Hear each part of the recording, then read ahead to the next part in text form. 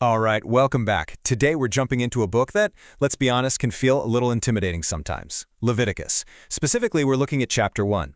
And what we're going to find is this incredible, profound message about how God actually invites us, how He wants us to draw near to Him. This is so foundational, you know? It's literally God's blueprint for how we, as sinful people, can actually approach a holy God. Okay, so let's just dive right in. The very first verse here is, it's everything. It totally sets the tone for the whole book. You see, this isn't Moses just coming up with a list of rules. This isn't some man-made religious system. No way. This is God initiating. He is the one calling out from His dwelling place, the tabernacle, basically extending this amazing invitation for His people to come into His presence. Right from the get-go, it's all about His grace. So the big question is, how do you even respond to a call like that from God Himself? Well, God doesn't leave them guessing. He immediately lays out the very first principle, and it has to do with the offering itself. And look, it's not just about bringing any old gift. It has to be something that has real value, something that truly comes from the heart. And this is what I think is so incredible.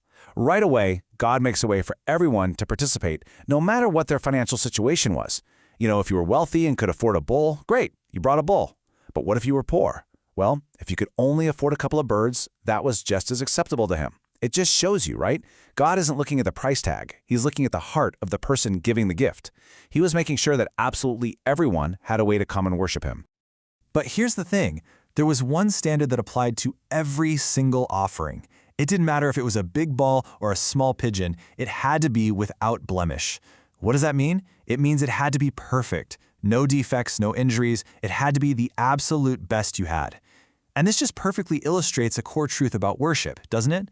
God deserves our very best, not our scraps or our leftovers. It's all about honoring His perfection with the best of what He's given us. Okay, so now let's get into the next part of this process, because it shows just how personally and physically involved the worshiper had to be. This was definitely not a spectator sport. It was a deeply, deeply personal act. So check out the active role the person plays here. You don't just, drop off your animal and leave. No. First, you bring it willingly. Then, you place your hand on its head. And this is such a powerful moment. It's an act of identification. You're symbolically saying, my sin, my guilt, it's being transferred to this substitute. And then comes the really sobering part. The worshiper themselves had to take the life of the animal. That direct participation was so crucial because it made the cost of sin real. It drove home this terrible truth that sin leads to death, and that forgiveness, well, it comes at a very high price. So after the worshiper has done their part, they've acknowledged their sin, they've seen its cost up close, the process then moves to the next stage. It goes into the hands of the priest, who steps in to act as this divinely appointed mediator. Now, the priest's job is to handle the most sacred parts of the sacrifice. He's the one who takes the blood, which the Bible is clear is what makes atonement possible, and he presents it to God at the altar. Then he carefully arranges everything so the entire sacrifice can be consumed by the fire. And this just highlights such a critical truth for all of us, right? We can't bridge that gap to God on our own. We need a mediator, someone to stand between us and a holy God, to present our offering in a way that He will actually accept. Okay, so we've walked through all these really detailed steps. They're physical, they're symbolic, and you have to wonder, what was the whole point? Why this specific and, let's face it, pretty intense ritual? Well, the answer is just, it's beautifully profound. And the text couldn't be clearer about it. The whole purpose of this entire process was for one thing: atonement. This was God's own prescribed way to cover the sin that created a separation between people and Himself.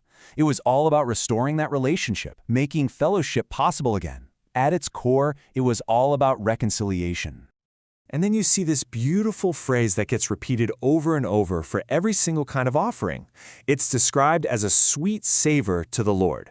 Now let's be real. What pleased God wasn't literally the smell of burning meat. No, the sweet aroma was the obedient heart of the worshiper, someone coming to Him on His terms. It's the scent of a restored relationship, the fragrance of sin being dealt with and fellowship being made new. That is what truly delights the heart of God.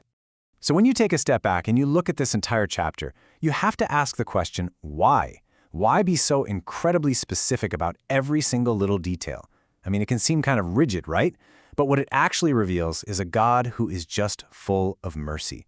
Think about it. He doesn't leave us guessing. He doesn't want us stumbling around in the dark wondering, how do I get to you? Instead, he provides a clear, precise, and totally accessible path. So in the end, the burnt offering in Leviticus 1 is so much more than just some ancient ritual. It's really a powerful picture of God's character. It shows us His absolute holiness, it makes us understand the seriousness of our sin, but most importantly, it reveals His incredible grace. It shows us a God who deeply, truly desires a relationship with His people, and who has, from the very beginning, always made a way for us to come to Him.